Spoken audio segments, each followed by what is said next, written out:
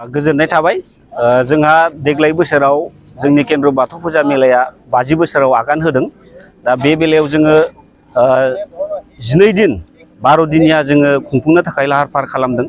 जोङो बेवहाय जोङो गोबां लाइन बिभिन्न लाइनजों जोङो माने खामानि मावनाय सोलिगासिनो दङ आरो बेनि प्रग्रेसा जोंहा 80% सो जाबाय आरो देग्लाय बोसोरनि जितु गल्डेन जुबली बे गल्डेन जुबलीखौ जोङो गुबुन बोसोरनिफ्राय दस्रासिन खालामनो होननानै थामथिम खालामनाय जादों। जोंहा गाहाय आलासि हिसाबै असमनि मुख्यमन्त्री हेमन्त बिश्व शर्मा सार, लोगोसे बिटिआरनि CM आरो बिटिसिनि बारग' चिफ हाग्रामा महिलारि सार बिथांमोनखौ जोङो गाहाय आलासि हिसाबै लिंनाय जादों। लोगोसेनो जोंहा हारिमु दिन्थिफुंनाय लाइनाव जोंहा बलिउडनि सिंगार 3 लिंहरनाय जादों, एलबार्ट काब' आरो बेबायदिनो 2 दंबावो जोंहा। दा जिलिकाटां अरुणाचलनि नामा इयो।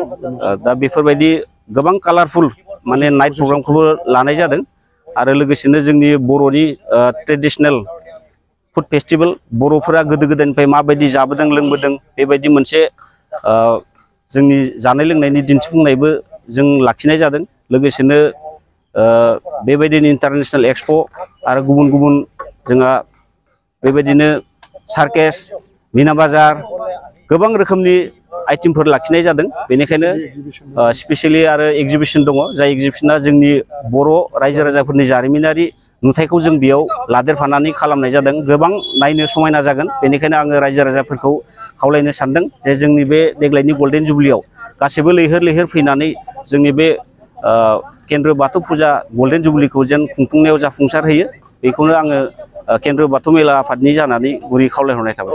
मा खालारनिफ्राय जायो? जोंनिया गोथार बाथौ सान हिसाबै नैथि मंगलबारनिफ्राय जोङो मागोनि नैथि मंगलबारनिफ्राय जोङो फालिनाय जायो।